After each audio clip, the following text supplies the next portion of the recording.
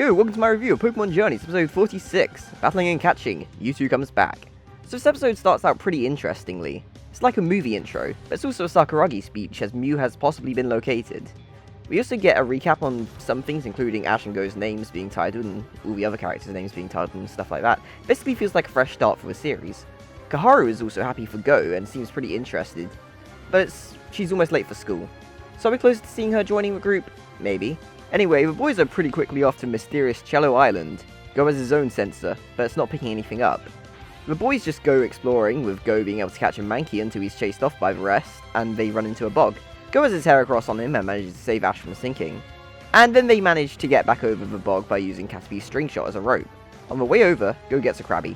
A Gyarados attacks as they cross the river. Go can't catch it, and the boys are blasted into the river. Luckily, Go has Dugong on him to save them, but they go over a waterfall. Way up on the shore, some wild Pokemon show up, but they get scared off when the boys get up.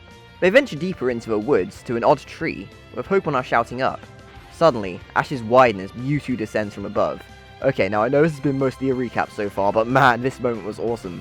Miyazaki's OST playing as Mewtwo comes down feels so grand. And of course, Ash recognises Mewtwo because of Mewtwo Return Special. It's so good, it's great continuity. Ash finally mentions its name. Go's curious about that. Ash thanks it for saving them, and Go talks about the vibe it gives him, picking up similar energy on his radar to Mew. Mewtwo asks why Go is looking for Mew, and of course, Go wants to get it. And Mewtwo questions, well, how does getting every Pokemon reach Mew?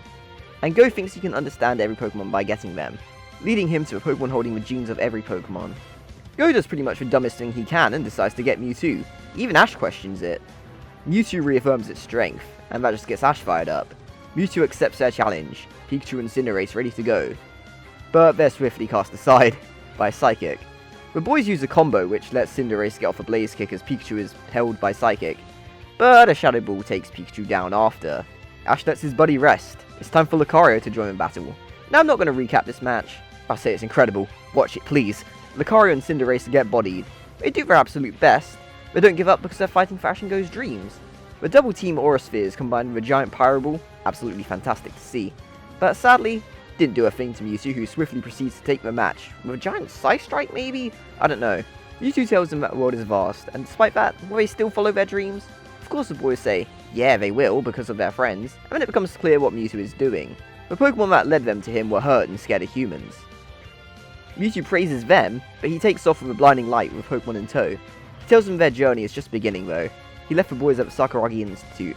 The boys wish to see Mewtwo once more. Go says of course they will meet it again, and he says that the future is in his hands. And Ash says, well, the future is in our hands. The boys are welcomed back by Kaharu and the researchers and go inside. Mew flies over the lab. Okay, wow, this was a great episode.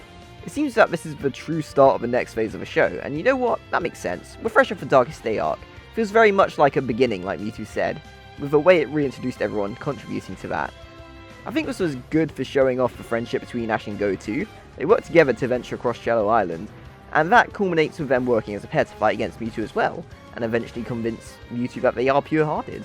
It's very neat to see Go use his Pokemon to help them. It means they're more than a check mark on the list and gives them worth. He's done this before, but, you know, it's good to see. Also, speaking of Go's Pokemon, Cinderace is an interesting one, since that's usually his partner Pokemon, always out walking with him. But this episode it doesn't. Truth be told, I think this was just done for dramatic effect. If anything, this was really just the start to Season 2. So, you know, bringing out his ace, pun not intended, against the main event, as Ash does with Lucario, I think that works. The actual battle with Mewtwo was pretty incredible. Ash's eyes widening as Mewtwo descends says it all. And it's pretty beautifully animated, and I really enjoyed the teamwork at play here. Maybe Pikachu got done a little dirty, but whatever. Lucario and Cinderace can't do anything either. And even though Mewtwo means no harm, it's actually pretty intimidating how overwhelming it is. I really do enjoy this episode, and it's an easy recommendation, but if you've seen it, what do you think?